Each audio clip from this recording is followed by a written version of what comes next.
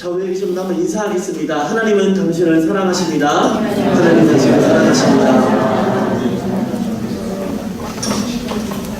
오늘 말씀의 제목을 하나님의 사람이라고 해봤습니다.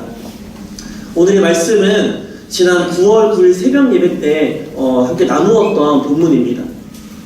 그때 그 말씀을 준비하고 예배를 진행하고 또 기도하면서 제게 주신 하나님의 마음이 이거를 그냥 새벽 예배 때 몇몇 분들만 나눌 것이 아니라 좀 더 준비해서 성도들과 좀 나눴으면 좋겠다라는 마음을 저에게 주시더라고요. 그래서 미룰 것도 없이 오늘 일요 예배 때 나오시는 분들과 함께 나눴으면 좋겠다는 생각이 들어서 말씀을 그렇게 준비하게 되었습니다. 혹시 두 번 듣게 되시는 분들 계실 수 있어요. 그때 새벽 예배 때 오셨던 분들. 같은 본문에 같은 말씀이지만 또 우리에게 중요하다고 주시는 말씀으로 여기고 말씀을 더욱더 순종함으로 내가 더 하시는 말씀이구나 라고 여기면서 우리가 믿음으로 은혜로 말씀을 받았으면 좋겠습니다. 또 함께 말씀 나누는 여러분들에게도 내가 하나님의 사람인가 아닌가를 분별할 수 있는 귀한 시간이 되었으면 좋겠습니다. 바라기는 말씀을 통해서 내가 하나님이 세우신 하나님의 사람으로서 내가 교회를 세우고 이 세상을 세우고 여러분의 가정을 세워가는 복된 삶이 되어지기를 이 시간 간절히 축원합니다. 말씀을 한번 같이 나눠보겠습니다.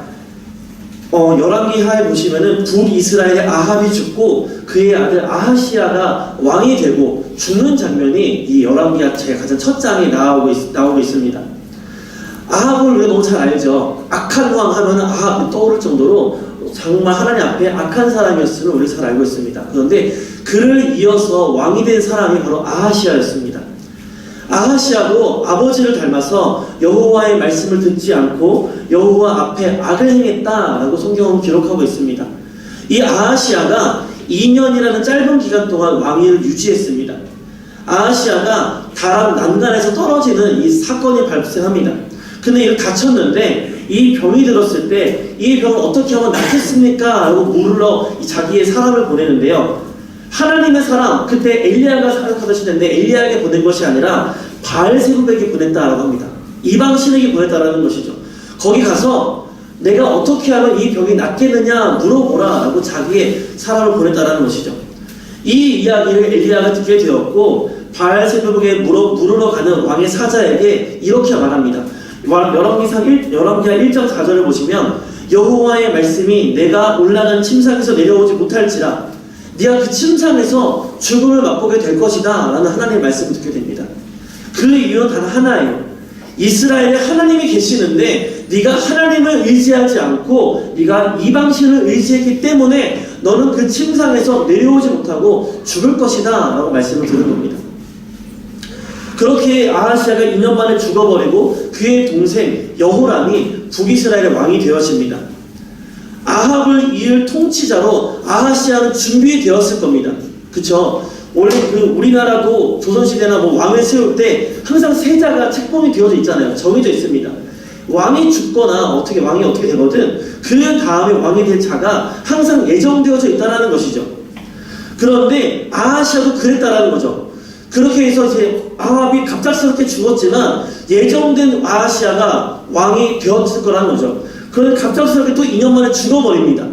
그래서 그에게는 아들이 없었기 때문에 아합의 둘째 차자 바로 이 여호람이 왕위를 다시 계승하게 된다는 것입니다. 갑작스러운 왕의 죽음과 연속된 후계자의 죽음은 우리에게 무엇을 말해주냐면 지금 북이스라엘 통치 기반이 많이 약해져 있다는 것을 우리에게 알려준다는 겁니다.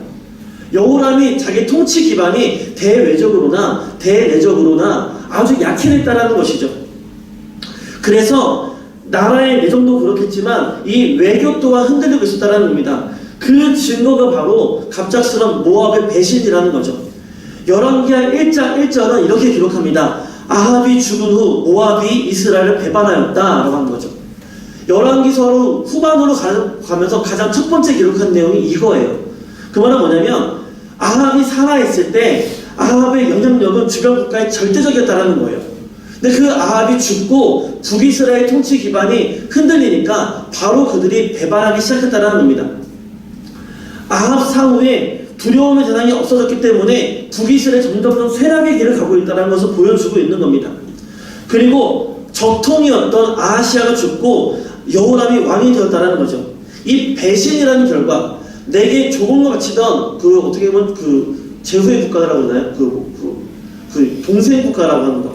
그 나라가 나를 배신한 것은 당연한 수순이었고, 이 일을 통해서 당장 여호람이 해야 할 것은 무엇이냐면 내 통치 기반이 흔들림이 없다, 내가 능력이 있고 힘이 있다라는 것을 보여줄 필요가 있었다라는 것이죠. 그래서 여호람이 가장 먼저 한 것이 무엇이냐면 우리를 배반했던 이 모압을 정벌하는 것, 그들에게 전쟁을 일으켜서 그를 다시 한번 정복하고 내 앞에 무릎을 꿇려서 내가 힘이 있다라는 것을 보여주는 것이, 이것이 가장 첫 번째였다는 것입니다. 그래서 열왕기하 3장을 보시면 이 여호람이 그 모압을 향하여서 전쟁을 일으키는 장면이 나옵니다. 내가 반드시 승리해야 하기 때문에 그때 그 남유다의 왕 여호사밧에게도 함께 가자라고 말을 합니다. 그 너희 군사도 모으고 지나가다 에돔 왕에게도 야 너희도 우리 전쟁에 참여하라 라고 권합니다. 그렇게 3대1의 싸움을 만든다는 것이죠. 유리한 싸움을 만든 거예요. 왜냐하면 어떻게든 이 싸움은 이겨야만 하는 싸움이기 때문에 그렇게 전쟁으로 나아가고 있습니다. 그런데 그 전쟁에 7일 만에 문제가 발생합니다. 물이 없는 거예요. 군사들을 먹일 물이 없고 이 가축들, 마병들을 먹일 물이 없는 거죠. 그래서 이 상황 가운데 여호람이 열왕기하 3장 10절에 이렇게 말합니다. 슬프다, 여호와께서 이 세 왕을 불러 모아서 모압의 손에 넘기려 하는도다 라는 거죠.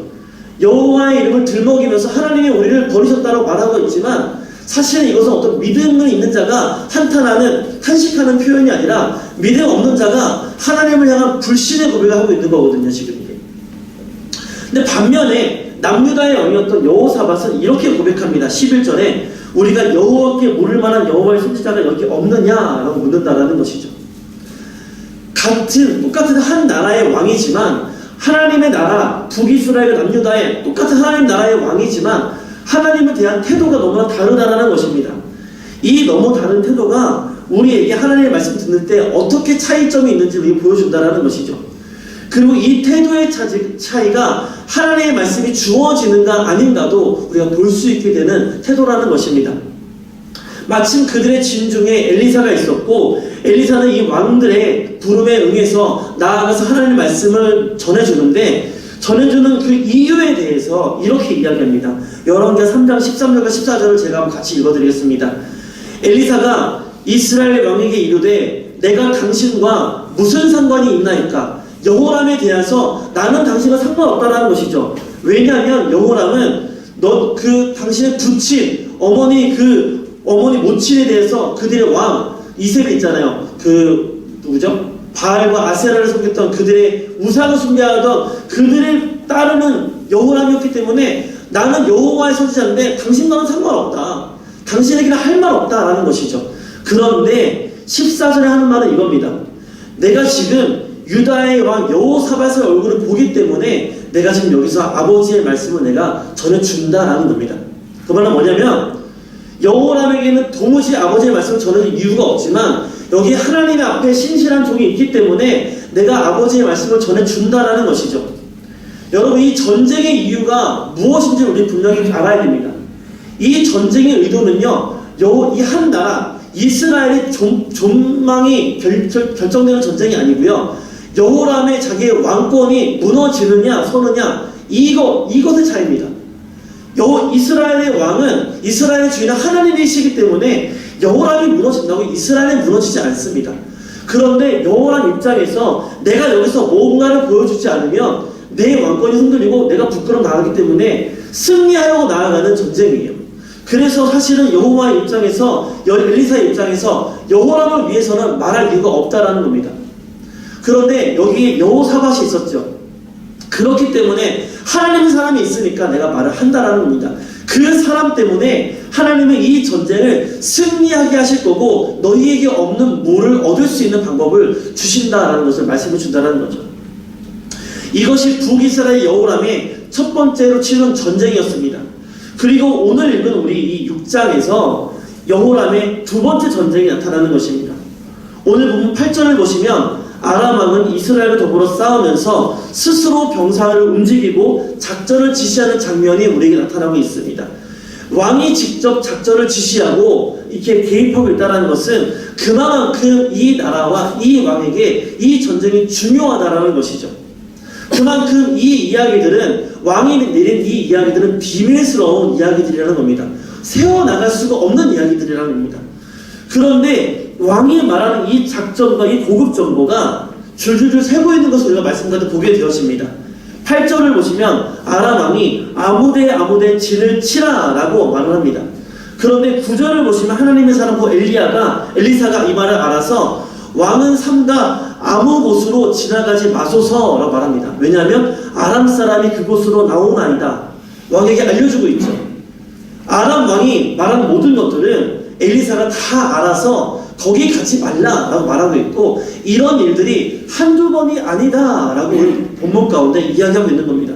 당연히 아람이 그 계획대로 공격했을 때 아람의 공격은 번번이 실패했었고 돌아갔었다는 겁니다. 이런 일이 반복되니까 아람 왕 입장에서는 이런 의심이 들기 시작하는 것이죠. 내 신복들 가운데 저 이스라엘과 내통하는 자가 있는 것은 아닌가 의심하게 되어집니다. 왕의 이런 의심을 알게 되자 아람 왕의 신복 중에 한 사람이 이렇게 이야기하는데, 그건 12절입니다. 우리 주 왕이여 아니로소이다. 우리 중에 내통자가 있는 것이 아닙니다 라고 말합니다. 우리에게 이 모든 것이 다 줄줄 새는 이유는 저 이스라엘 선지자 엘리사가 왕이 침실에서 하는 그 비밀스러운 이야기들도 다 듣고 알고 이스라엘 왕에게 고하기 때문입니다 라는 거죠. 아람 왕이 하는 모든 말들, 모든 생각들을 엘리사가 다 안다라는 거예요. 그래서 우리가 이스라엘을 치려고 하면 그것이 이스라엘 왕의 귀에 들어가서 우리가 이길 수가 없다라는 겁니다.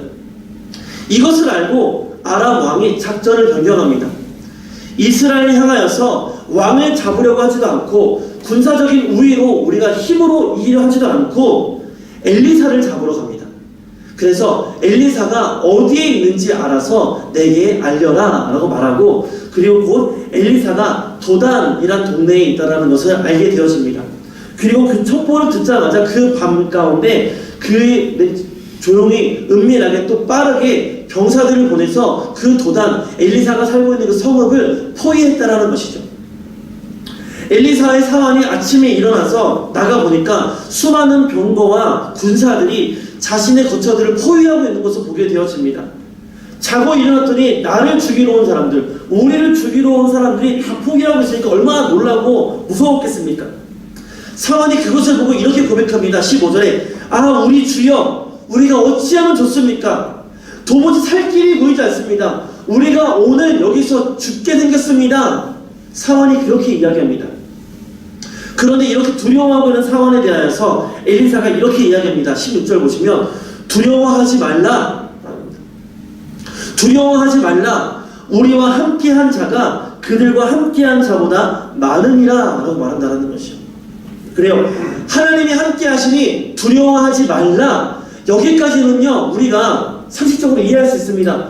하나님 보이지 않지만 우리와 함께 하시지요. 하나님이 우리의 주인 되시고 우리가 주님의 백성인데 하나님이 지켜주지 않겠습니까? 내가 그래서 죽을지언정 나의 죽음도 하나님의 선하신 뜻대로 쓰임 받을 줄 믿습니다. 그러니 두려워하지 말라. 이 말은 우리가 들을 수 있습니다.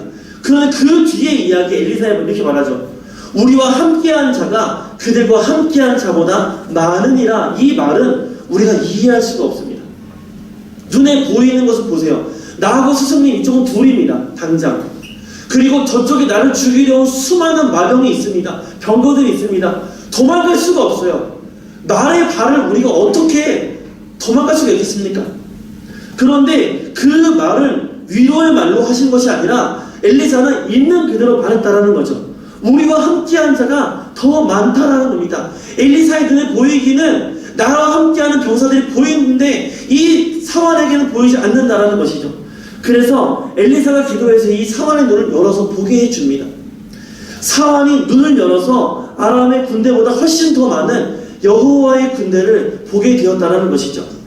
엘리사를 지키기 위해서 불말과 불병과가 산에 가득히 있다라는 것입니다. 모두가 우리 앞에 진을 친 저 군대를 향하여서 전의를 불태우고 있다는 것이죠. 마치 지금 당장이라도 적들을 잡아먹을 듯한 눈빛을 가지고 엘리사의 입만 쳐다보고 있다는 겁니다.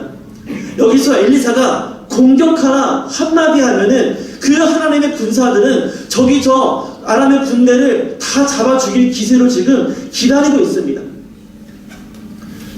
엘리사의 상황이 그것을 보게 되었을 때 도무지 우리가 질 것이라고는, 내가 오늘 죽을 것이라고는 생각되어지지 않았다라는 것이죠. 여러분, 감동적이지 않습니까? 하나님의 사람을 지키시는 하나님의 방법이 추상적인 게 아니라는 겁니다. 내가 너와 함께하니 너는 두려워하지 말라, 이 말씀이 추상적인 이미지가 아니라는 겁니다. 실제적으로 하나님은 우리와 함께 하셔서 내가 무뎌서 보지 못할 뿐이지 내 옆에는 하나님이 보낸 군사와 마병들이 나를 지키기 위하여서, 나를 위해 싸우기 위하여서 지금도 나와 함께하고 있다는 것입니다. 내가 하나님의 사람이라면 그렇게 하나님이 보낸 군사가 우리를 지키시고 있다는 것이죠. 오늘도 우리가 주의 백성으로, 자녀로, 군사로 살아가는 우리를 위해 하나님께서는 그렇게 하나님의 군사를 보내셔 우리를 지키시고 있다는 것입니다.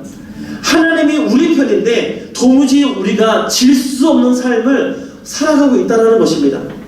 그러니 여러분, 세상을 살아갈 때 내가 그리스도인으로서 작아지지 마시기 바랍니다. 어깨 펴고 당당하게 그리스도인으로 살기를 바랍니다. 하나님이 이렇게 함께 하시는 우리가 작아질 이유가 없다는 것이죠. 하나님은 하나님을 의지하고 자랑스럽게 하는 백성을 언제나 지키시고 함께 하시는 줄로 믿습니다.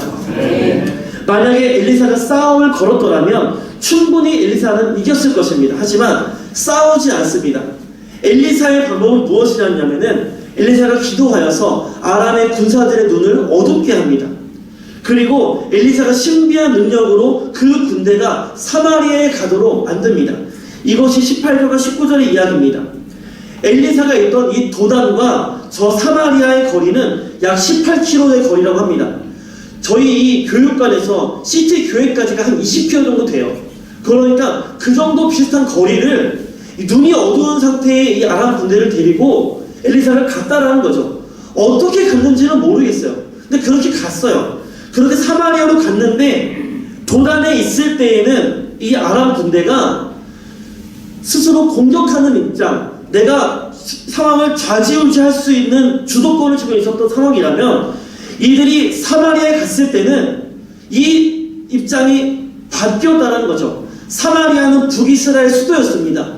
북이스라엘에 주력 병력이 있는 곳이었어요. 그렇기 때문에 이 기습을 위한 이 병력을 가지고는 도무지 전세를 역전할 수 없는, 오히려 그들이 위기 가운데 죽음을 당한 위협권에 놓이는 그 상황으로 바뀌었다는 거죠. 사마리아의 주력 병력이 포위되어 있음을 알게 되었습니다. 아람의 군대는 이 죽음의 위기에서 이스라엘 왕이 베푼 음식을 먹고 다시 아람으로 돌아가게 됩니다. 23절을 보시면 오늘 이 일을 통해서 아람의 군사의 부대가 다시는 이스라엘 땅에 들어오지 못하니라 라고 기록하고 있습니다. 이것이 누구 때문에 이렇게 되었습니까? 이스라엘의 안위가 지켜진 것이 여호람 때문이었습니까? 아니면 엘리사 때문이었겠습니까? 당연히 엘리사 때문이지.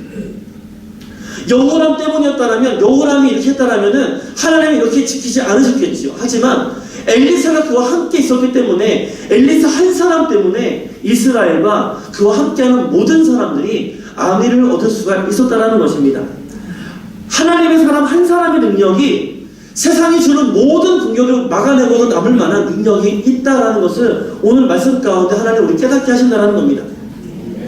사랑하는 성도 여러분, 우리는 이 본문 말씀을 통해서 한 사람의 영적 지도자가 얼마나 막강한 힘을 발휘할 수 있는가를 우리가 보게 된다는 겁니다.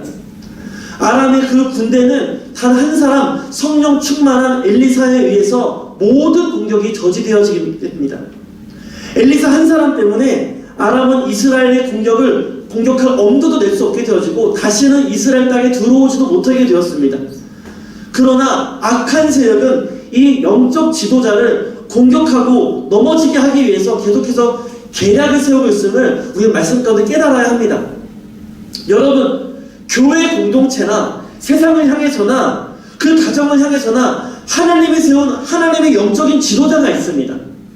그 한 사람들 때문에 그 공동체가 바르게 서기도 하고 무너지기도 한다라는 것이죠.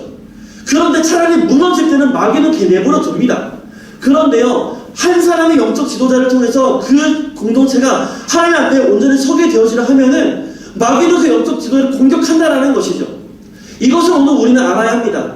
한 사람이 바로 서면은 그 사람을 통해서 우리가 안위도 얻을 수 있고 평화도 누릴 수 있고 은혜도 누릴 수 있지만 그 사람에게 마귀의 공격이 집중되는 것 또한 우리는 알아야 한다는 것입니다. 오늘 이 말씀을 통해서 우리 공동체 가운데 세워진 영적인 지도자들이 바로 세워질 수 있도록 우리는 함께 기도해야 할 것입니다. 우리 공동체 안에, 우리 교회 공동체 안에 영적인 지도자 하면 누구겠습니까? 뭐 목사님이 될 수도 있겠죠. 그런데 여러분, 우리에게는 담임 목사님 계시지 않아요. 그렇죠? 그러면 우리는 표류하는 배를 타고 있는 그런 우리는 불쌍한 사람들입니까? 평안을 장담할 수 없는 사람들이에요?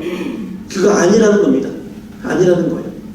여러분, 교회의 머리는 목사가 아니라 예수님인 것을 믿으시기 바랍니다. 하나님은 지금도 우리 교회를 향한 하나님의 선하신 뜻을 이루고 있는 줄로 믿습니다. 지금 우리 교회의 머리가 없어진 게 아니라는 겁니다. 다만 하나님의 섭리 가운데 그 이유와 의미는 아직 우리가 알 수 없으나 그 뜻 안에 담임 목사님이 잠시 공석인 상태에 있고 우리는 그 말씀 가운데 내가 오늘도 살아가야 하는 삶을 살아내는 이 사명이 우리에게 주어져 있을 뿐이라는 것입니다. 그러기에 우리는 지금 표류하고 있는 것이 아니라 하나님의 또 다른 섭리 가운데 있음을 깨달아야 한다는 것이죠. 이것이 중요합니다. 그래서 지금 우리가 해야 하는 것은 누군가의 잘잘못을 따지는 것이 아니라 하나님의 섭리를 깨닫고 하나님의 계획 안으로 신속하게 들어가는 것이 우리의 할 일이라는 것입니다. 만약에요, 엘리사가 잘잘못을 가리는 생각을 했다라면은 아람의 침공에 대한 소식을 여호람에게 알려주지 않았을 것입니다. 왜냐하면 그의 잘못으로 인한 이방 나라의 공격이니 너의 죄값을 받으라 하고 알려줄 이유가 없었다라는 것이죠. 하지만 그렇게 하지 않았습니다. 왜냐하면 누군가의 죄를 묻는 것은 하나님의 몫이기 때문에 그렇습니다. 지금 여호와의 나라, 이스라엘을 위한 하나님의 뜻은 무엇이냐면 엘리사를 통해서 그 나라를 지키는 것, 그 공동체를 온전히 세우는 것이 아버지의 뜻이었다는 거죠. 아직 여호람의 심판의 때가 아니기 때문에 엘리사는 그 정죄하는 것, 잘잘못을 가리는 것을 먼저 한 것이 아니라 그 공동체를 지키고 그 공동체를 세우기 위한 주의 말씀의 사명 가운데 신속히 들어가 여호람에게 나아가 지금 여기로 가면 안 됩니다라고 가르쳐 준 것이라는 겁니다. 우리가 해야 할 것은 지금 일어나고 있는 이 모든 일 가운데에서 하나님의 섭리와 손길이 어디로 향하고 있는 것을 깨달아 알아야 한다는 것이죠. 그리고 그 섭리 가운데 우리가 들어가야 하는 것, 이것이 신속해야 하는 것이 지금 우리가 해야 되는 사명이라는 것입니다. 이 과정 가운데 잘못한 사람이 있으면 그것을 하나님이 치리할 것입니다. 실수가 있었다면 그것 또한 하나님이 드러나게 하실 겁니다. 억울한 자가 있다면 그 억울함도 하나님이 풀어주실 것이라는 거죠. 지금 우리가 해야 될 것은 무엇이냐면 우리 공동체 가운데 주신 아버지의 그 뜻과 계획을 깨달아 아는 것이라는 겁니다. 우리가 이 하나님이 사용하신 하나님의 사람 엘리사와 같은 자가 되어서 아버지의 마음을 분별하여 깨닫고 그 뜻 가운데 들어가 쓰임받아야 할 줄로 믿습니다. 이것이 교회가 안정되고 회복되고 평안해지는 가장 빠른 길이라는 것입니다. 그리고 우리가 알아야 되는 것은 무엇이냐면 우리 안에 이미 각 모임들마다 세우신 이 영적인 리더 하나님의 사람이 있음을 우리가 보아야 한다는 것이에요. 여러분, 교회의 하나님 목자로 담임 목사를 세웁니다. 맞습니다. 그 부분은 맞습니다. 하지만 이것은요, 하나님이 부르신 교회의 지체로서 하나님이 또 목사로서의 그 하나의 그 영역을 맡기신 것이지 우리의 머리가 없어진 것은 아니라는 겁니다. 예수님이 우리의 머리가 되시기 때문에 우리는 어디든지 지금도 그 일로 따라가서 갈 수가 있는 것입니다. 그런데 목사님 말고 또 우리 안에 영적인 지도자로 세우신 분들이 있다는 것이죠. 교회의 어른으로 우리 교회 안에 하나님이 장로님과 권사님들을 세우셨습니다. 교회가 허리가 되도록 안수 집사님과 그 각 기관장들을 세우셨습니다. 구역장님들을 세우셨어요. 그리고 함께 몸을 이루어 가라고 성도님들을 함께 부르셨다는 것이죠. 여러분 모두가 하나님 세우신 영적인 사람들, 영적인 리더들, 하나님의 사람이라는 것입니다. 하나님이 우리 성도들을 세우신 교회의 삶의 현장과 삶의 현장에서 여러분 한 사람 한 사람이 영적인 리더라는 겁니다. 하나님의 사람이라는 거예요. 누구 한 사람도 하나님의 사람이 아닌 사람이 없는 겁니다. 그 말은 무엇이냐면 내가 바로 서면 교회가 바로 설 수 있다는 겁니다. 내가 바로 서면 마귀로부터 오는 모든 공격을 막을 수가 있다는 것이죠. 하나님이 세운 그 자리에 내 사역의 현장, 내 삶의 현장에서 내가 하나님의 사람으로 온전히 설 수 있으면 하나님은 우리 공동체를 지키신다라는 것입니다. 여러분, 나는 아무것도 아니에요라고 말씀 생각하지 마세요. 내가 무슨 능력이 있습니까? 그런 말 할 필요가 없다라는 겁니다. 하나님이 세우셨으면 그걸로 충분하다라는 겁니다. 하나님이 세우시면 하나님의 사람인 겁니다. 우리가 그것을 믿음으로 온전히 그 자리에서 버텨내고 서내면 하나님은 나를 지키시고 나를 통해 우리 공동체를 지키십니다.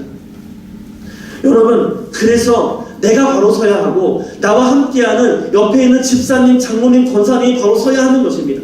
그분들을 위해 기도해야 하는 것입니다. 그렇게 우리가 한 마음을 품고 이 공동체를 세워갈 때 우리 교회는 흔들리지 않는 줄로 믿습니다. 사랑하는 성도 여러분, 나를 세우신 하나님을 믿으시기를 바랍니다. 그리고 내게 주신 사명을 붙드시기를 바랍니다.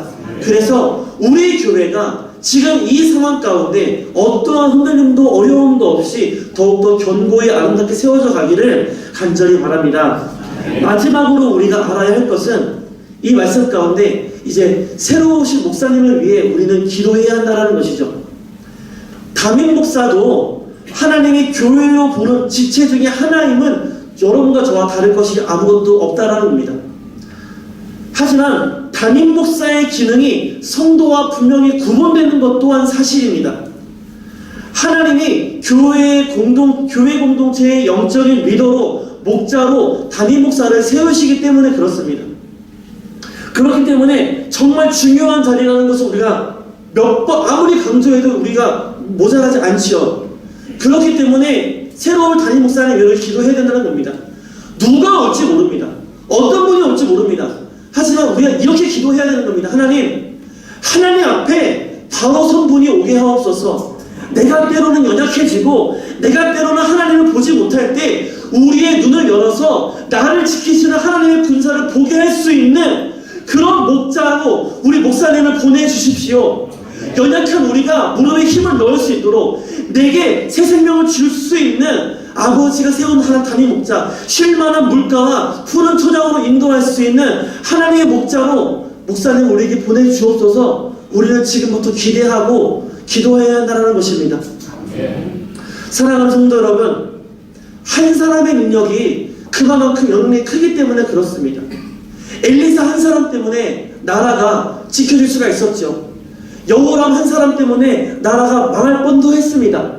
하지만 다행히도 하나님은 그 백성을 사랑하셨기 때문에 엘리사를 보내셨고 엘리사 덕분에 이스라엘은 망하지 않을 수가 있었다는 것입니다. 이스라엘에게 엘리사가 있었던 것처럼 우리 공동체 안에는 누가 있습니까? 저와 여러분이 있는 것입니다. 하나님 저와 여러분을 우리 공동체 가운데, 여러분의 가정 가운데, 여러분의 직장 가운데, 여러분의 각 구역 가운데 여러분을 보내셨다는 거죠. 바라기는 여러분들이 또 제가 그 있는 자리에서 엘리사와 같이 바로 설 수 있기를 간절히 축원합니다. 이스라엘은 하나님의 백성이었습니다. 처음에 부름 받을 때 너무나 좋았지요. 관계가 한순간에 이스라엘이 돌변했을 거라고 생각하지 않습니다. 작은 것에서 타협되어지고 조금씩 마음의 틈이 생겼을 때에 점점 우리의 자세는 하나님으로 바로 선 것이 아니라 비껴가게 되었을 것이라는 겁니다. 결국에는 한순간의 타협과 잘못된 선택이 여호람처럼 시험이 닥치면 하나님을 의지하는 것이 아니라 하나님을 원망하는 자리에 우리를 있게 만든다는 것입니다.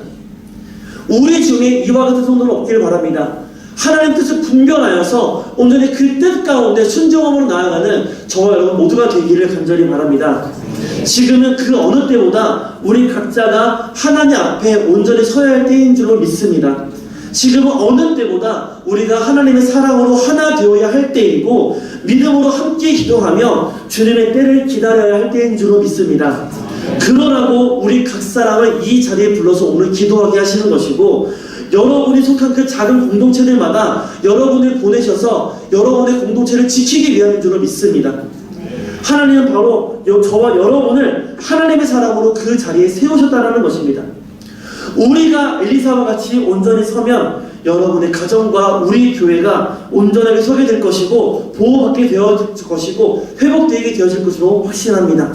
바라기는 저와 여러분 모두가 하나님 보내신 그 삶의 현장과 사역의 현장에서 믿음으로 승리하시기를 바랍니다. 하나님이 엘리사를 지키셨던 놀라운 은혜를 경험하는 저와 여러분, 또 저와 여러분의 가정, 우리 교회가 되기를 바랍니다. 여러분이 계시기 때문에 오늘도 우리 교회와 이 땅이 더욱더 복되고 영광스러운 곳이 되어지길 바라고, 그래서 앞으로 있을 모든 날 동안 가운데 주님 오신 그때 가운데 하나님이 칭찬하시는 우리와 우리 교회 되어지기를 간절히 바랍니다.